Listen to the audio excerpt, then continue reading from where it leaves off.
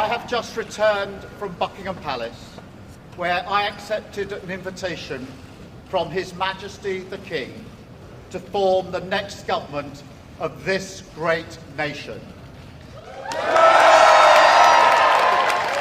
Now our country has voted decisively for change, for national renewal, and a return of politics to public service. When the gap between the sacrifices made by people and the service they receive from politicians grows this big, it leads to a weariness in the heart of a nation, a draining away of the hope, the spirit, the belief in a better future, that we need to move forward together. Now, this wound, this lack of trust, can only be healed by actions, not words. I know that. But we can make a start today with the simple acknowledgement that public service is a privilege and that your government should treat every single person in this country with respect.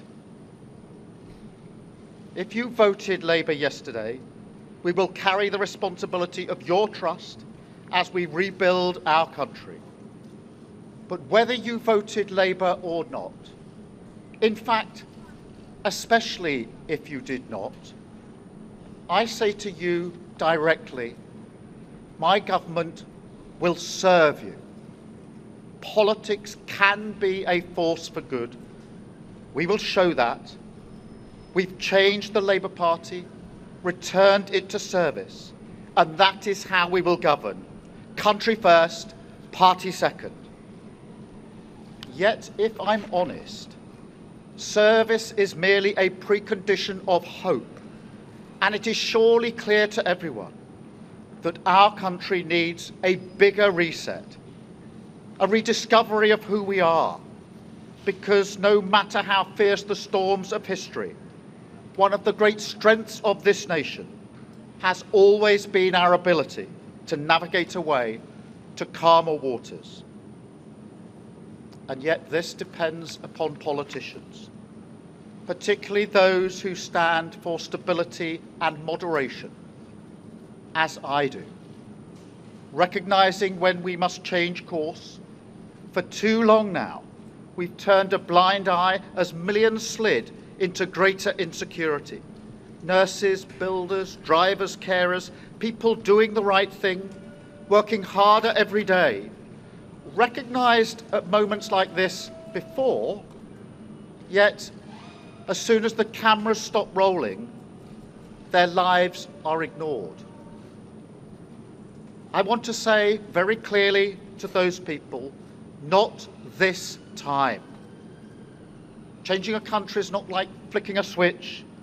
The world is now a more volatile place. This will take a while. But have no doubt that the work of change begins immediately. Have no doubt that we will rebuild Britain with wealth created in every community. If I asked you now whether you believe that Britain will be better for your children, I know too many of you would say no. And so my government will fight every day until you believe again. From now on, you have a government unburdened by doctrine, guided only by the determination to serve your interest, to defy, quietly, those who have written our country off.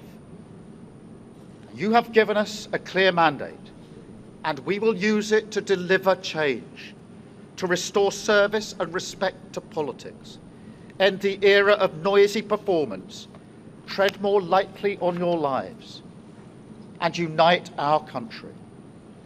4 nations standing together again, facing down, as we have so often in our past, the challenges of an insecure world, committed to a calm and patient rebuilding, So, with respect and humility, I invite you all to join this government of service in the mission of national renewal.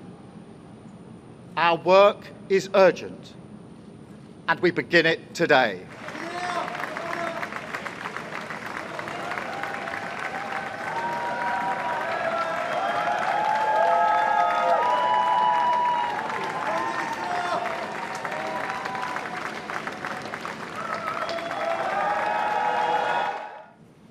To the country, I would like to say first and foremost, I am sorry. I have given this job my all, but you have sent a clear signal that the government of the United Kingdom must change, and yours is the only judgment that matters. I have heard your anger, your disappointment, and I take responsibility for this loss.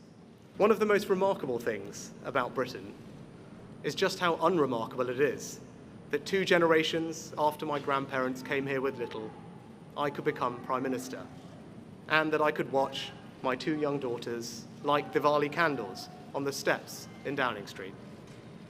We must hold true to that idea of who we are, that vision of kindness, decency, and tolerance that has always been the British way. This is a difficult day, at the end of a number of difficult days. But I leave this job honoured to have been your Prime Minister. This is the best country in the world, and it is thanks entirely to you, the British people, the true source of all our achievements, our strengths, and our greatness. Thank you.